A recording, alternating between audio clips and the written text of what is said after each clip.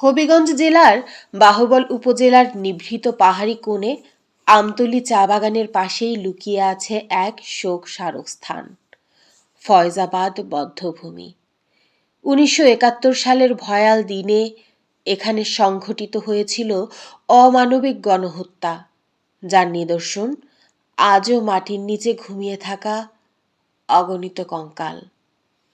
পাক হানাদার বাহিনী ও তাদের দোসররা ফয়জাবাদ হিল এলাকায় স্থাপন করেছিল এক অস্থায়ী অত্যাচার ক্যাম্প। এখানে আটক করা হয় স্থানীয় মানুষ, নারী, পুরুষ, এমনকি কিশোরদেরকেও। অত্যাচার শেষে হত্যা করে লাশ ফেলে দেওয়া হতো ঝোপে জঙ্গলে কিংবা বড় গর্ত করে সেই গর্তে। যুদ্ধ শেষে ১৬ই ডিসেম্বরের পর স্থানীয় মানুষ যখন প্রথম এ পাহাড়ে প্রবেশ করে, তাদের চোখে ধরা পড়ে এক ভয়ঙ্কর দৃশ্য। চারদিকে ছড়িয়ে ছিটিয়ে মানবদেহের কঙ্কাল, হাড়, পোশাকের ছেঁড়া অংশ। কাউকে শনাক্ত করা যাচ্ছিল না। পরিচয় নিশ্চিত করা গিয়েছিল মাত্র ১৬ জনের: আসলাম খান, আব্দুল হামিদ, নিতাই বণিক সহ আরো কয়েকজন।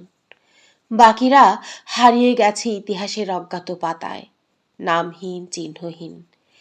১৯৭১ সালের জুন থেকে নভেম্বর, এই দীর্ঘ সময় জুড়ে এখানে ঘটে বহু হত্যাকাণ্ড। স্থানীয়দের বর্ণনায়, যখনই তাদের বিপরীতপন্থী কাউকে দেখত কিংবা কোনো গ্রামে অভিযান চালানো হতো, তার কিছুক্ষণের মধ্যেই ভেসে আসতো গুলির শব্দ এই পাহাড়ি অঞ্চলে। ফয়জাবাদ বধ্যভূমির সুনির্দিষ্ট নিহতের সংখ্যা আজও অজানা। গবেষকরা ধারণা করেন, এ স্থানে শুধু একটি গণকবর নয়, বরং একাধিক গণকবরের সমষ্টি এই স্থান। যুদ্ধোত্তর সময়ের সীমাবদ্ধতা, রাস্তার পরিবর্তন, ঝোপঝাড়ে ঢেকে যাওয়া ভূমি, সব মিলিয়ে অনেক অংশই চিহ্নিত করা যায়নি।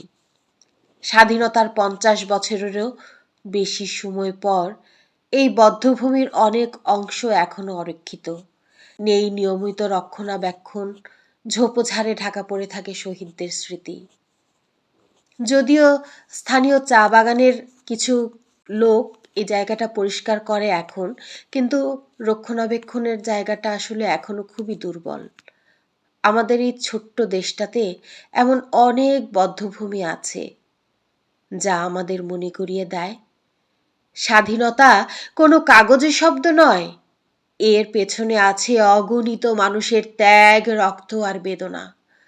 আমরা যদি স্মৃতি রক্ষা না করি, তাহলে ইতিহাস হারিয়ে যাবে, আর ইতিহাস হারালে হারিয়ে যাবে জাতির চেতনাও।